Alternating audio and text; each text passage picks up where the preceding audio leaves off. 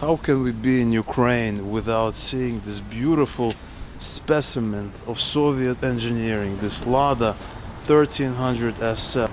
All of this can be yours if you'd like, for a very, very low price of only $500. And if you decide to buy it, you can even get a free screwdriver as a gift to you. It says Хлебная хата, which means house of bread.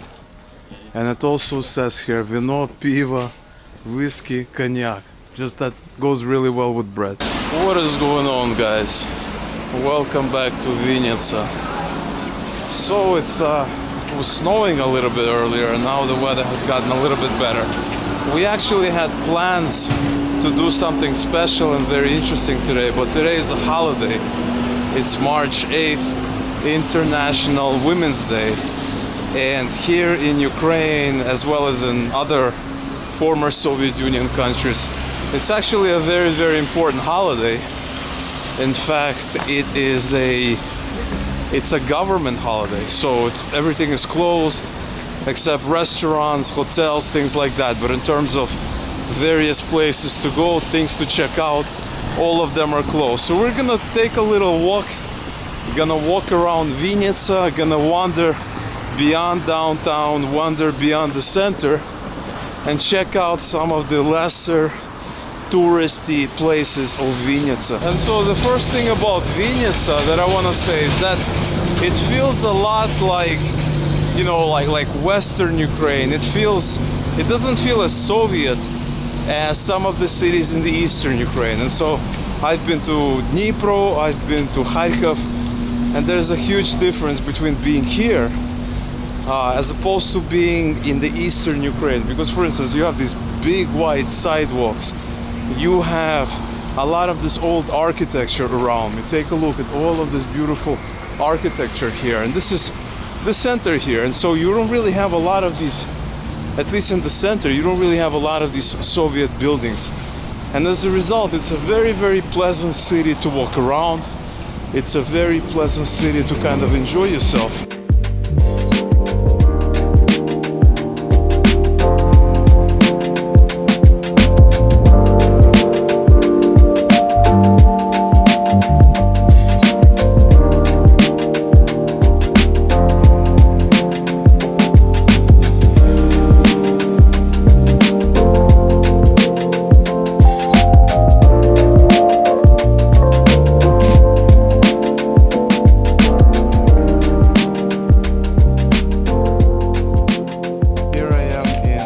Central Park of Vinnytsia, and as you can see, it's a relatively big area.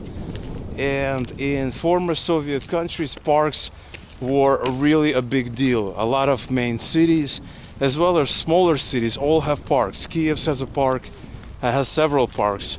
Kharkov has a really big park called Park Gorkova.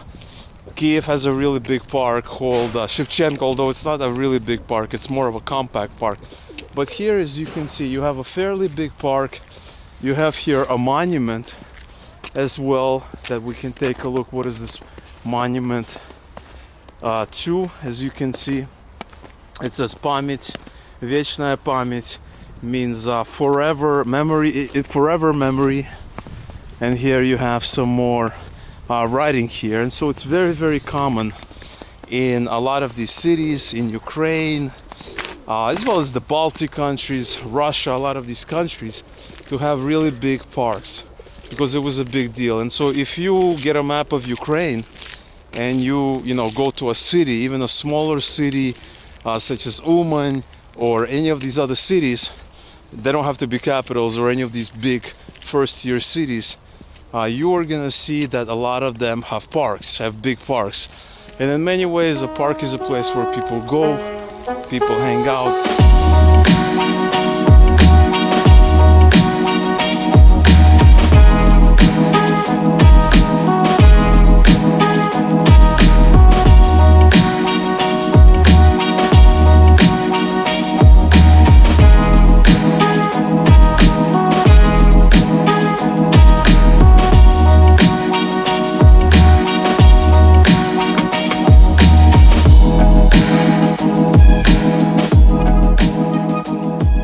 Another really popular thing in this part of the world is these tirs. And it says призовой tir, and that means that you can shoot, and if you get in the center, if you get it in the bullseye, you're going to be getting a certain prize. And this is very, very popular all over the former Soviet Union, simply because a lot of people love this, a lot of people do this, and it's very, very common across all of Ukraine, Moldova, Belarus, a lot of these countries. Super popular. In Kharkov I've seen it, in Odessa there's one, and people really love these kinds of recreational activities here. So I'm gonna try to shoot at some of these and see if I still have the skills of my old youth or not. Let's see.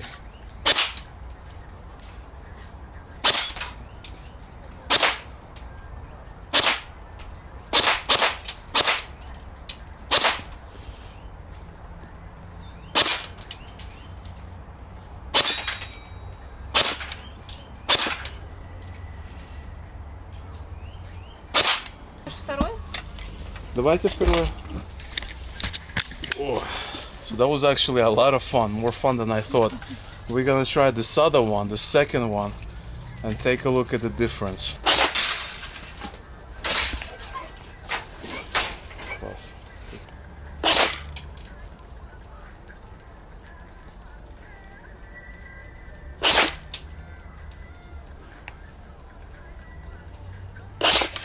Да, тут удобно, конечно.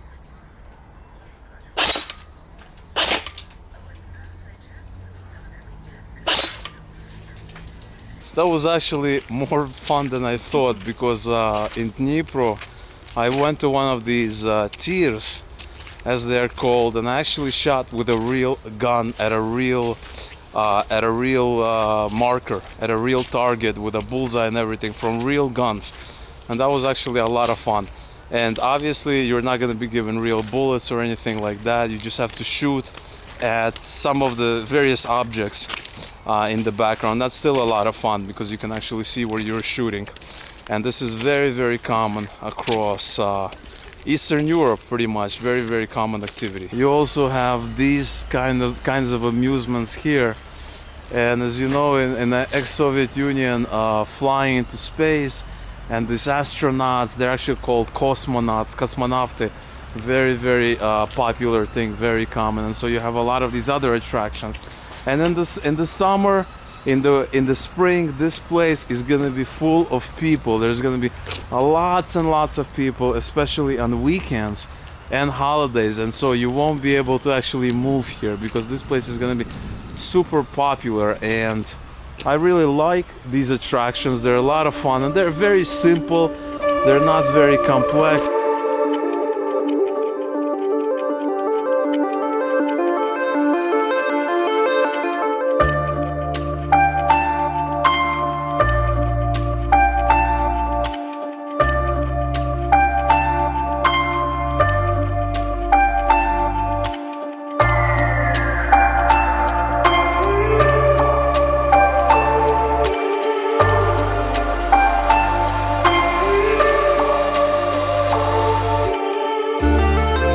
So this park is called Gorky, just like in Kharkov.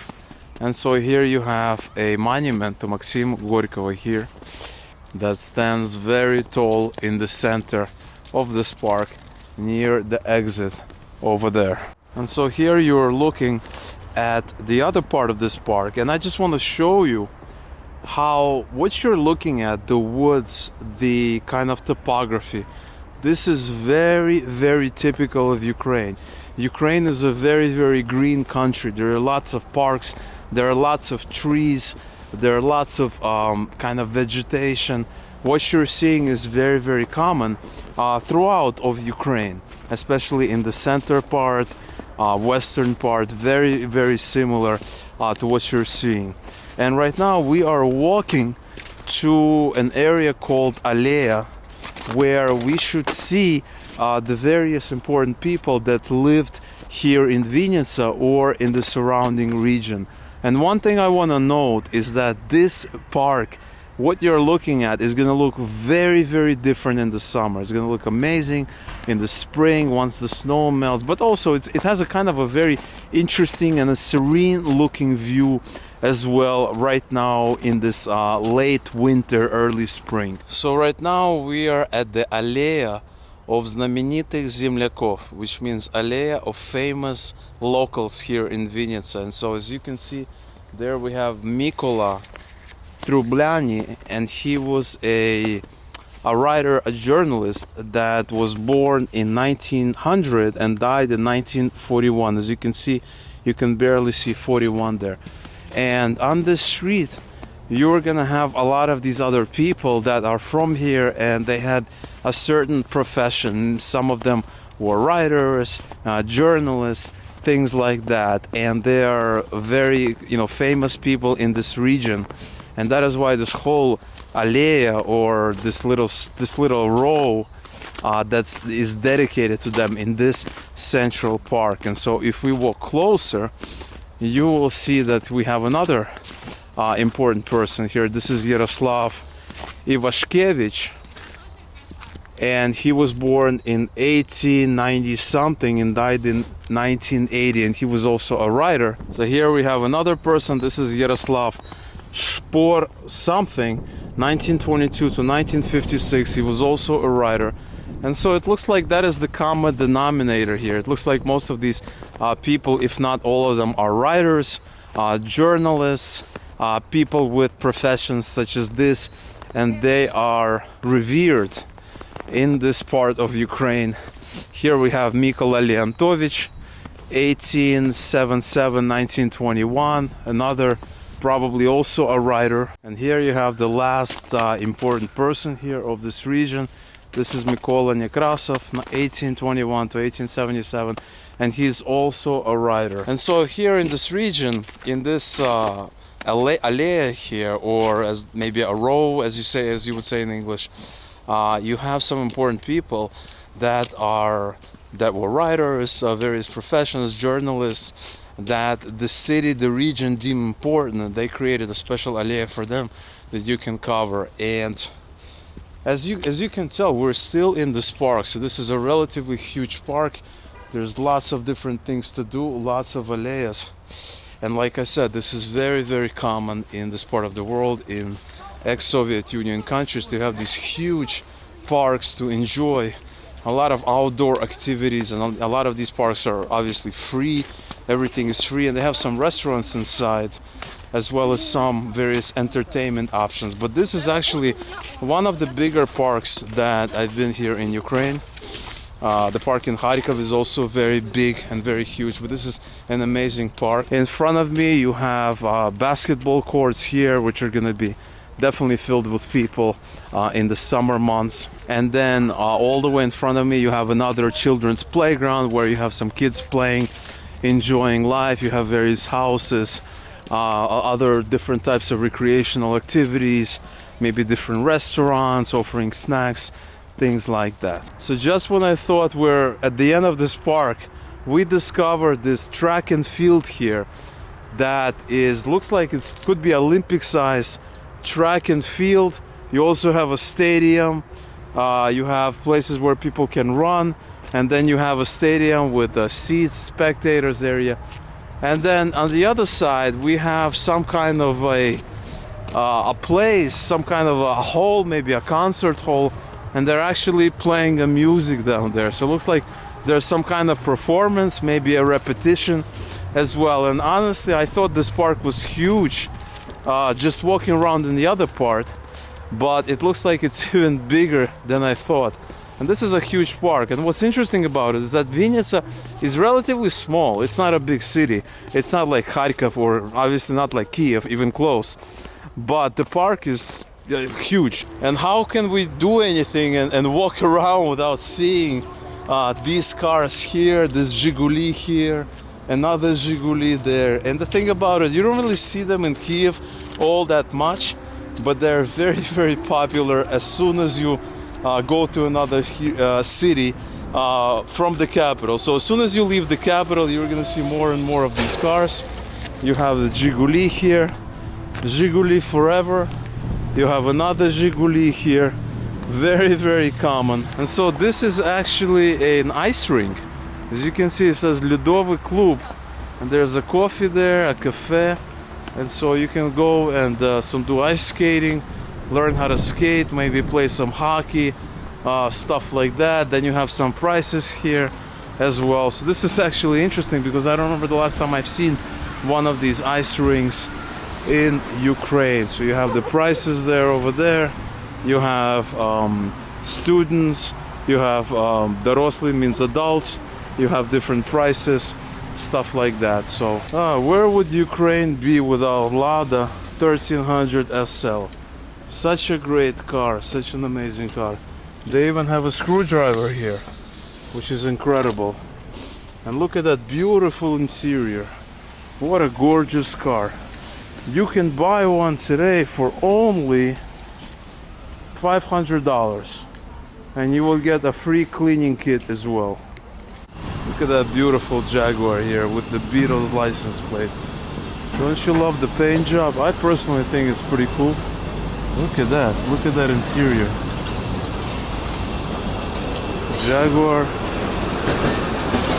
the Beatles, Jaguar XJ6. They're a little bit worn out. Might have to change the tires. It says Хлебная хата, which means house of bread. And it also says here vino, pivo, whiskey, cognac. Just that goes really well with bread. And it's open 24 hours. Just had some lunch here in Vinnytsia. Hope you really like this little tour of this really cool city here. A nice getaway from Kiev.